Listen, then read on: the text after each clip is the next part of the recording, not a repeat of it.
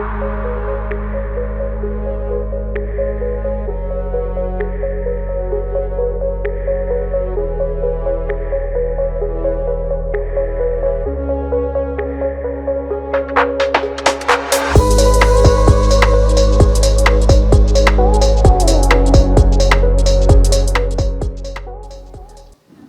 good afternoon. This is Amit Saha.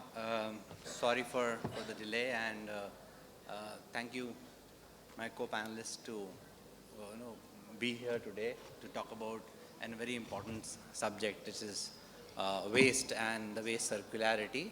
So we will not waste any more of your time as we go around. And just to make sure that our co-panelists are also kind of in a slightly cheerful mode, I'm just going to present them something which they can open up later. Yeah. So when you go and you have a problem in the airline, they give you a special upgrade voucher, right?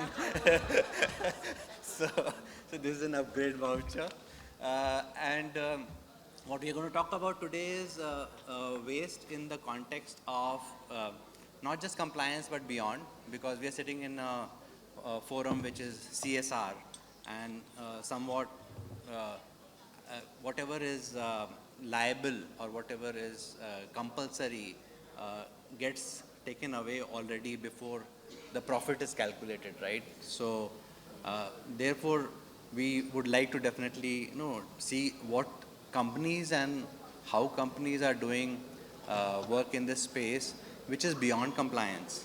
So let me first ask Shilpshri, because it starts with compliance, so let's talk about compliance part of it. So EPR and CSR are somewhat related when it comes to the areas which could be intermingling or in the intersection of um, education, awareness, community.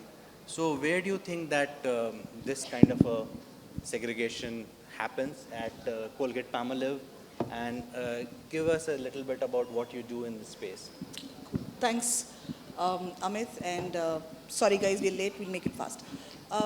Colgate-Palmolive, as you know, one of the leading FMCG companies. I think consumer good companies have slightly more responsibility as compared to the others to ensure that whether it's circularity, on ingredient safety, ensure that you ensure that consumers also know what you're doing and how you want them to collaborate with you. I'll quickly tell you the EPR norms. I mean, for all of you who know it, we anyway work on it, but we've gone beyond that. While EPR is something that we need to comply with, as a company, we've gone ahead and adopted 25 villages. We've got factories in Goa, Baddi in Himachal Pradesh, Sri City in Andhra Pradesh, and Sanand in Gujarat. So out of those, we've selected 2 of them, which is Gujarat and Goa. We've adopted 25 villages. We work with the NEPRA Foundation. They help us in ensuring that people, communities, school kids learn about waste segregation. They ensure that we collect plastic waste every day. We've actually invested in hiring what's called Safai Sathis, who every day go and clean up, and we're looking at basically dry waste, plastic waste, and NEPRA also has recycling units, so they ensure that they're all segregated, sorted very responsibly, and also if there's anything that can actually go into circularity, they ensure that is done as well. I think companies should start looking at, and that's where the match happens. If you are doing something as part of your ESG, try and see if you can match the story with CSR. Then even your employees can actually understand what you want to do as a company totally. Then the narrative becomes simpler, narrative becomes straight. The onboarding of your stakeholders on topics which are similar and in line will actually help us. That's what I want to say, and we see that synergy happening already. Very nice, very nice. For you, Mansi, you're part of Tesco, and Tesco is a very large retail chain out of UK. Yeah. But tell us about your presence in India and how waste management kind of enthuses a company like Tesco to do stuff and work in India specifically. Sure. So Tesco is a food retailer. We are based out of UK. We don't have stores in India, but our presence is mostly in Bangalore, where we are working, we are helping the stores in the UK with data analytics, technology, and the works. In Bangalore, we are working on 3 levels. One is helping analysis of what the stores are sort of going through. So we help them implement a strategy of 4 Rs, reduce, remove, reuse, and recycle. It's supported from here because the process analysis, everything is taken care of from India. Along with that, we are working with the communities. We're implementing a waste management project in the city of Bangalore with the help of Samarthanam Foundation. I think they're in the room here. And what we are doing is that we are working with the communities to sensitize them on waste segregation. So it's on an intersection of working with the communities, working with BBMP, the local municipality, and also the waste workers. So the entire ecosystem is where we are helping. Apart from that, we also have a huge campus in Bangalore, and some of you would be, we have about a 6-acre campus in Bangalore. And all of the wet waste is composted, which is used for the gardens and, the green pastures of our campus. Along with that, we are also working, it's a plastic-free zone. So every little, unit of plastic is also recycled. We have partnerships with Sahas. And that's the whole circle. So we are working on 3 levels here in Bengaluru. Very nice, thank you. And Anaha, how does a construction company, real estate construction company like Kalpataru get into space which is waste management? What was the reason for your organization to work in this space? Thank you so much for the question, and I'm sure we are quite delayed in terms of our lunch, but I shall take you through a very quick round of introduction about the Kalpataru Group. The group is not just real estate. So the Kalpataru Group of companies, the industries are real estate, followed by the largest business that we are in, which is EPC, and the facilities management business.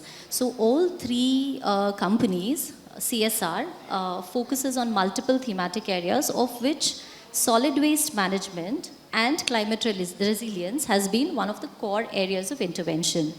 For Kalpataru, when we began, this was in 2018. Obviously, we are into real estate, so we build houses. And very next to one of our residential complexes, one of the senior stakeholder was passing by. And he said, oh, there's so much of waste lying around. What is the municipal commissioner doing here?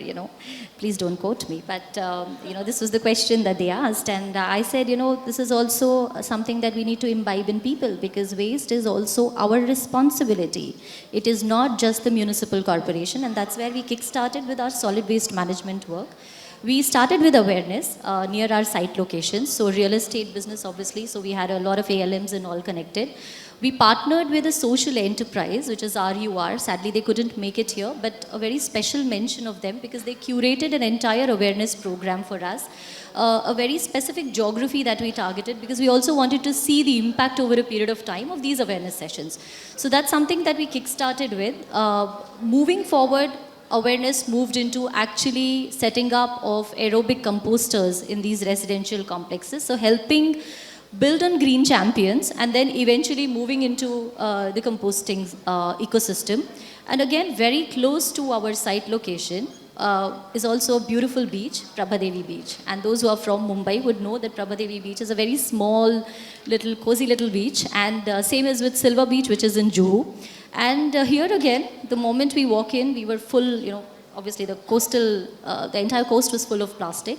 And this is where we realized the one-day cleanup drive never helps. And we had an entire plan that we created to have a consistent effort of cleaning the beach, along with the awareness sessions which were being implemented near the residential complexes and the schools.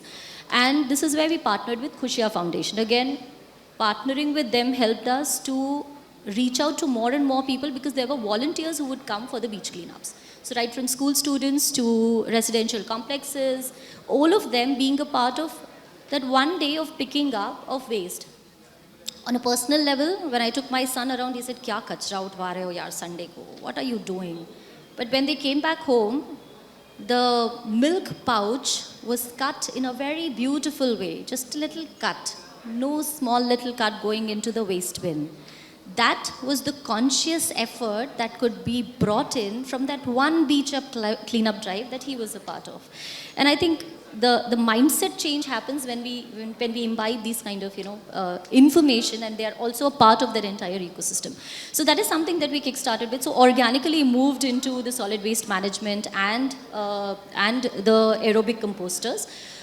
We are also working not just with residential complexes, through our facilities management company, and their budget is extremely low, but they were very focused. They said we are and only going to go into solid waste management because that's where we want to be in terms of our climate resilient program, and they are deep diving in it.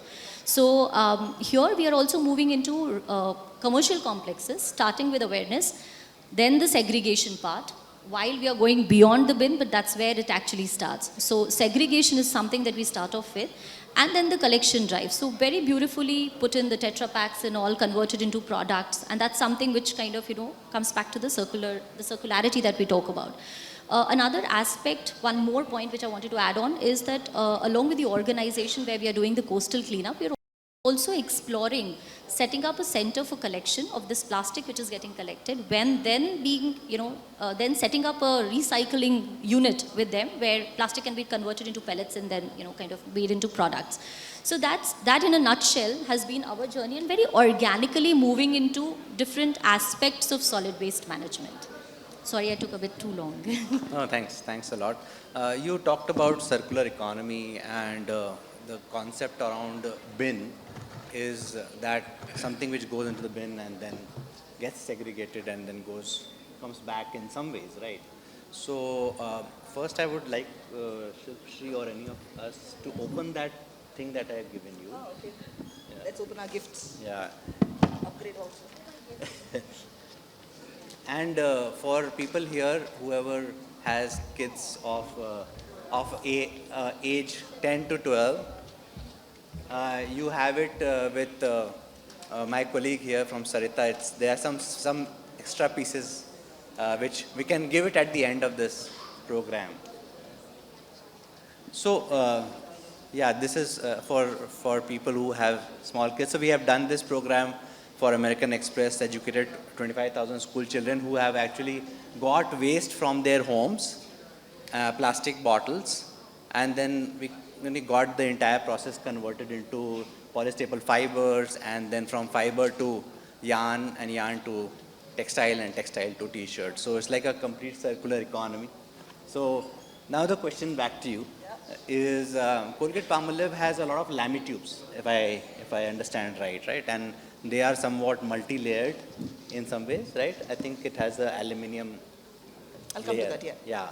So how do you bring, the reason I want to ask this question is because if product has inherent value, even the package has an inherent value, then it will go into the value chain, and then circular economy will happen. People will get incentivized to move into the value chain. Either the waste picker will pick it up and then it'll go forward and then onwards, and then maybe pallets can be created and it can be reused. So is there certain things that you are encouraging that? Yeah. Thank you so much for picking the topic, very relevant. Not that we discussed that we'll pick this topic up, but then this is beyond CSR and I think falls into the ESG realm for us. Colgate-Palmolive was the first company in the world to actually make recyclable toothpaste tubes. Okay, when I say recyclable, we use a lot of plastic. Some of it cannot, has to go into the dumps primarily because they're not recyclable. So first stage is to recyclable, then you do recycling, and then you get into circularity, okay? So we made it open source, hoping that a lot of other companies will also pick it up and start using it. As of today, I'm happy to say that globally, while our target is to move to 100% recycling by 2026, 27, in India, we took a target to move all our tubes to 2025.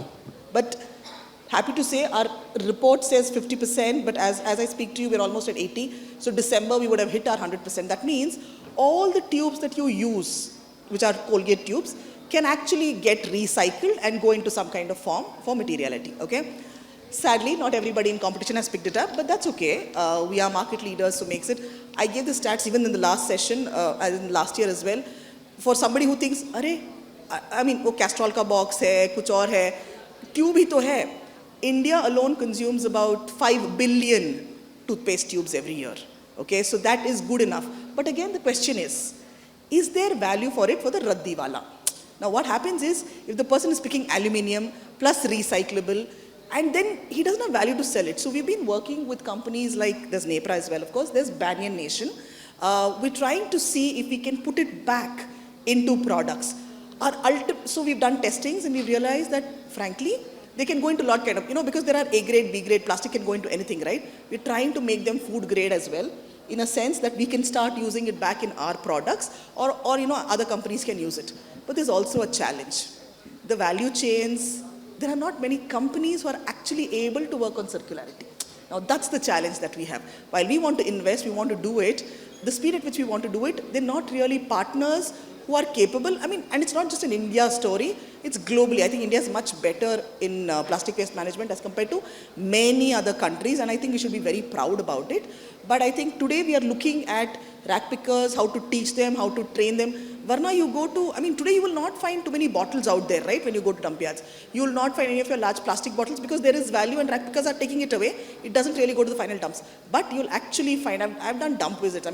For somebody who sees me might think I'll never go to a dump yard, but I've done, and I've seen so many toothpaste tubes, because they're small ones, right, difficult to even catch hold of, and you don't even know if it's recyclable or not. So recently we have picked up a Colgate tube, and this was a feedback that we got from one of our partners, and they said, can you make the recyclable logo larger? It used to be there on our tubes, बहुत छोटा था. So we've now made it larger so that even the rack pickers can actually pick it. Waste pickers know कि ये recyclable है, तो इसको उठाता हूँ, and there's value for it. We're also trying to see how we can pump in some money to help these guys.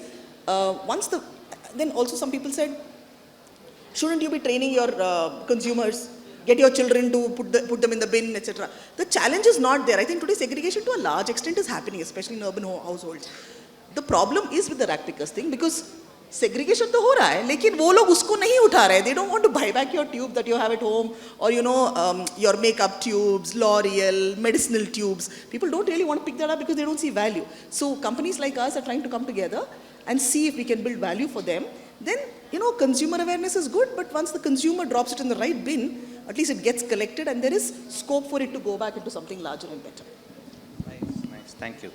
Coming to Manvi, what do you think a company like Tesco, which has not much retail presence within the country other than the joint venture with Trent and Tata, you're doing certain things in the space of adopting some villages, doing education, going household, creating awareness. Do you think it is something which is an activity which should be done by the ULBs, the communities themselves, or do you think that this is an activity which will somewhere get scaled?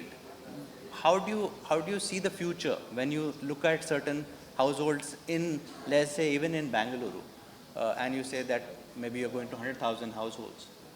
But then the problem is huge, much bigger. Bangalore still somewhat segregates the waste. Some of the metros, some of the good metros, I would say. But how do you think that this solution can go beyond metros, even in complete Bangalore, other metros, and even the rest of the country? Or do you think that this is a flash in the pan approach? So I think the key is in collaboration. There's more and more scope of more companies picking up waste management as as a thematic. For us, when we started off, it was some 3.5 years back. And honestly, at that time, I was looking at a project which would help us invest in sustainable packaging. But the rate at which innovation in sustainable packaging is happening is minuscule as compared to the need. So apart from just sensitization and collaboration and sensitization, I think we need to take a step back and see, can we reduce can we change the packaging itself, and like Colgate-Palmolive is doing, and we are doing some of it in Tesco as well. I think over the last 4 years, we've removed some 2.3 billion pieces of plastic from Tesco labeled products, in the UK. So apart from sensitization, I think we need to step back. As far as there is a lot of scope of sensitization as well, because when we work in Bangalore, though it does have a mandate and does have regulations around segregation of waste, the problem of segregation is still massive. If you travel around Bangalore, especially in the outskirts of Bangalore, you'll see, landfills and dump yards like flooded with non-segregated waste as well. What we are trying to do in this space specifically is work with all kinds of, social strata. So we are working with middle-income households, we are working with lower-income households, and the problem of not segregating is more in the lower-income households. It's directly proportional with the level of education is what our study helps. But what we've with the awareness program that we've run, we've seen about a 90% change in consumer behavior, in resident behavior. And about 79% of them have actually changed their practices towards segregation. However, the problem still remains in slums. So I think a more targeted approach is required as for different sections of the society, I would say. And I think the problem is also a lot with the waste workers, because the kind of working conditions they have, it's important to sensitize them. So that's what also our program addresses. But the problem still remains. While they're aware that they need to be wearing all the gloves and all the PPE kit, etc., only 43% of them really wear it. We work with about 1,000 waste workers, so the problem there is massive as well. And because of that, there are a lot of health hazards that they face. So yeah. So just a follow-up question on that. Now you're doing things in Bangalore and in a smaller zone or area. How do you think that collaboration can help amongst industries, amongst corporates, to just scale it up? If there could be common programs, what could that be? So that people can come in and own one kind of a program, and that itself could bring in scale. So I think two of the suggestions were given by Anaga and Shilpa Shri. One is plastic collection, because I know there are a lot of plastic collection centers that are being set up by organizations. That's somewhere where all the corporates can come together and partner, and that material that is collected can then be recycled and converted into pellets and everything, and that it can be sold to as a raw material for packaging to companies like Colgate-Palmolive or Tesco for that matter. So that's one area. And of course sensitization, because I think we need more and more players in that area. Even though we work with 1 lakh households, nearly 1 lakh households, it's really 5 wards of Bangalore. And there are many more. So I think there's a lot of scope of collaboration there as well. Okay, great. What would be your inputs on collaboration bit specifically, because you're also collaborating with certain set of wards, Absolutely. I think 5 wards. So where do you think the programs could actually go beyond a corporation? So in fact, rightly said, and see, these are all scalable models. It's just that some of us, especially for an organization with whom I'm presently, taking charge of the waste management, we have a very limited budget. And in that limited budget, we can only do X, Y, Z things. But it's a model that can be replicated, and getting more and more organizations and corporates coming in and pitching in and saying that, yes, if you are taking 1 ward, maybe we can take the 2nd and the 3rd ward, and that's how it can be replicated, and that ripple effect is going to be huge. And that's what we have been, in fact, talking to even our partners. So I'll give you a very, very basic example, and this is where our partner, at least, the solid waste management partner, was not very comfortable, and when they came back with the challenge, I was a bit surprised. So I said, for the residential complexes in Mumbai, while we are going ahead with, middle income residential complexes for setting up of aerobic composters, now they have to be put in pairs. So you have to have 2 aerobic composters. We said, let us pitch in from our end 1 aerobic composter, you get in the other one from other company. And most of the companies said, we would not like to have another brand coming in or another company coming in. We would like to have our sole branding. That should be secondary. The first is to create more and more impactful programs through this collaboration. And I think this is where I was a bit surprised, because I come in from the development sector, moved on to the corporate sector. So for me, I feel collaboration is the key towards creating that multifold impact and the strong impact that we would like to see on ground. So I think that's something which came in as a surprise. And while I would like to push for more collaborations, I think it would be great to collaborate with more organizations in this particular program itself, because Mumbai itself generates so much of waste, which can be tackled at the source.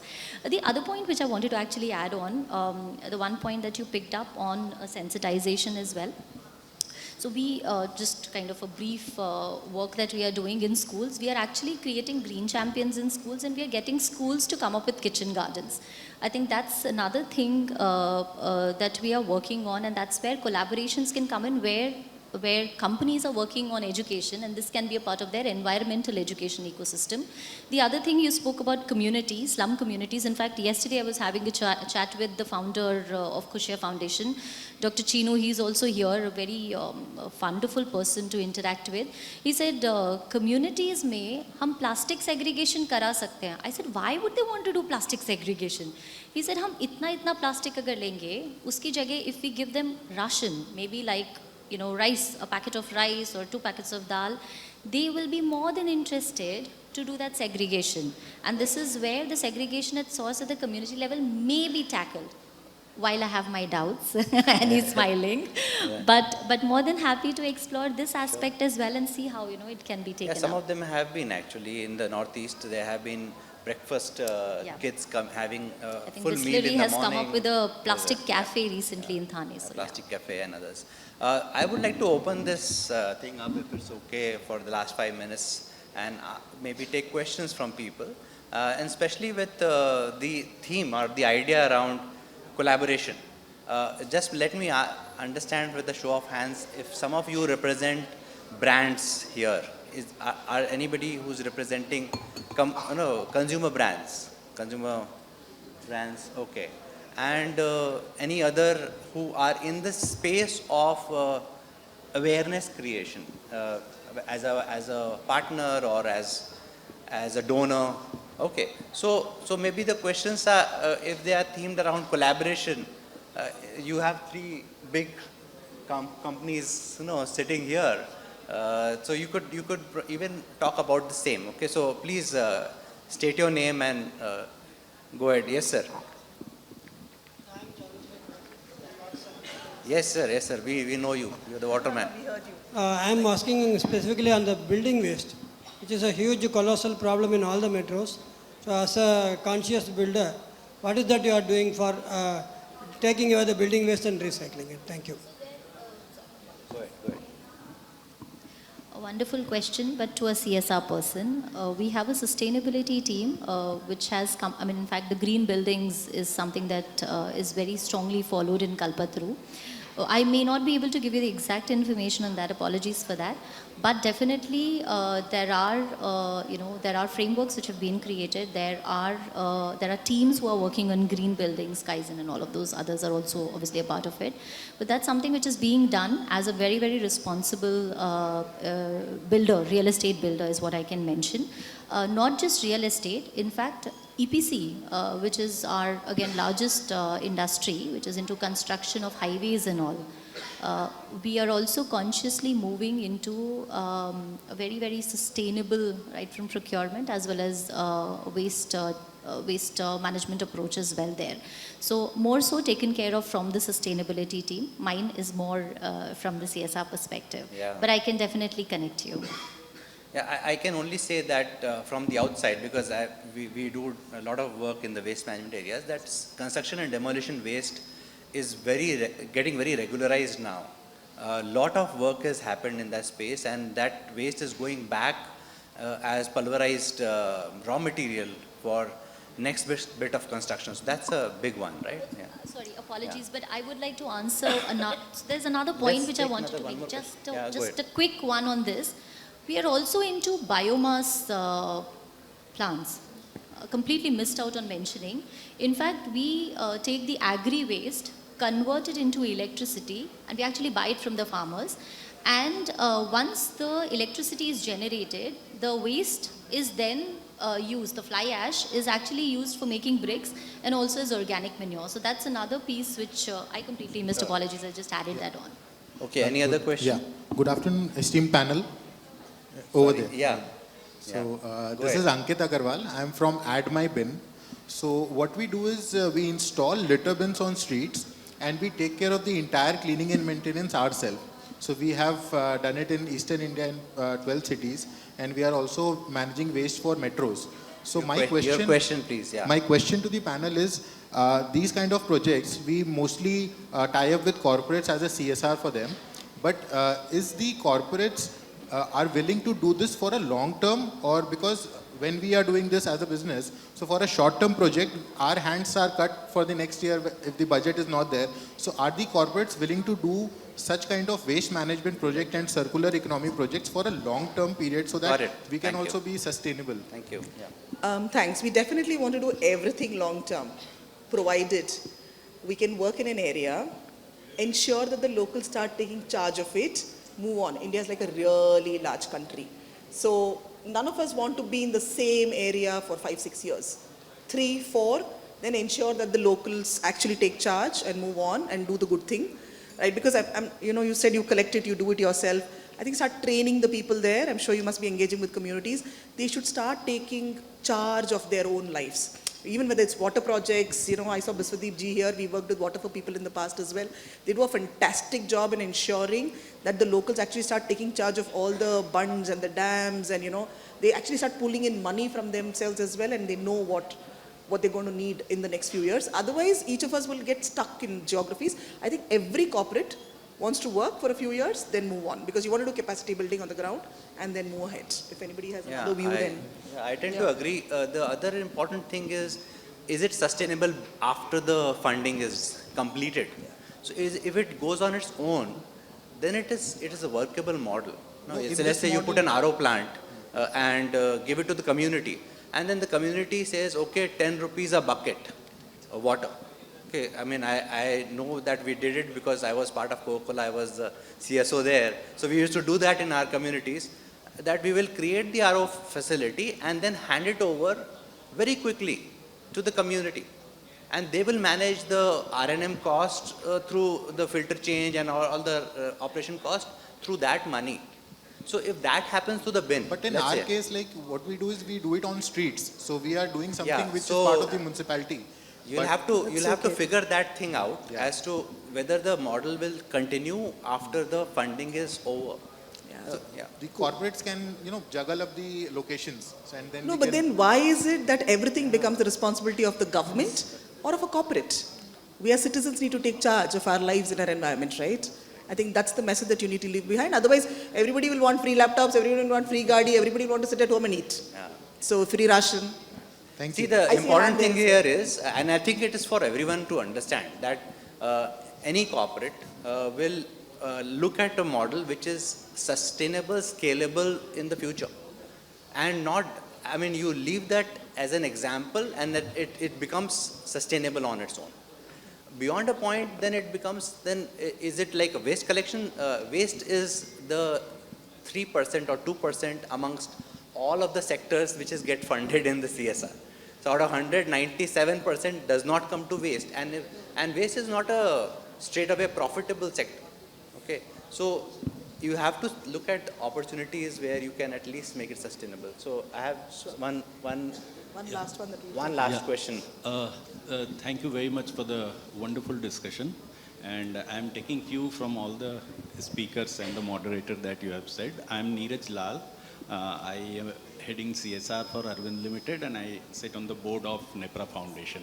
We are working with Colgate. First is a conceptual question. I think in India you need to segregate because everything comes in mixed. And then I'll come to your bit of on collaboration. When everything comes mixed, then the collaboration is already there, right? We use a lot of packaging material. Shilpa Sri is saying that it's a huge problem for the toothpaste tubes because people don't see value there, okay? Tesco, they have different packaging material and different things. Few people may see a value over there and few may not see value over there. Construction waste. But when it's coming as mixed, why can't all of us set up a collaborative and segregate and take our bit? So that's, I heard everybody, and I'm saying that if waste is collected as waste, and Colgate takes up all this, Arvind takes up their packaging material.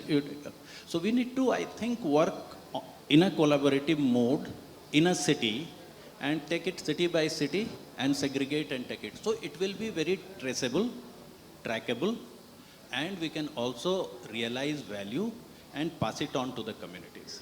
That Thank would you. be my Thank take. you very much. I'll just give you one example of what we did, and it continues in Coca-Cola. It was called Material Recovery Facilities. MRFs. And I was about to tell a MRFs. lot of us Yeah, we put did it MRFs with together. UN. We did it with UN, UN's help, UNEP. And I can tell you that even that is a cost. It is not that at some point in time it will turn into heavy revenues. Even though segregation happens, and post-segregation, all the material is going into different ways like paper and plastics and cardboard and tin and stuff like that. You have to understand one bit, which is the very good material in recycling is already taken away after you deposit it out of your bin. So it doesn't go to the real bin. And therefore, it is at some point in time, it becomes a cost. And if the cost is shared and the revenues are improved, because most of the corporates, when we put our recycling facilities or MRFs, recovery facilities, we look for the top standards in EHS. We look for safety, we look at security, we look at compensation, we look at attire, we look at the processes, and that also takes up the cost. It is not just a kind of pile of waste at the corner of the street. So it's not like that. It is a proper center, and that starts costing us. But yes, there is no doubt that such centers are required. Some states have this in their policy to put up, like UP has a policy of putting 22,000 MRFs. The policy is there since last 7 years.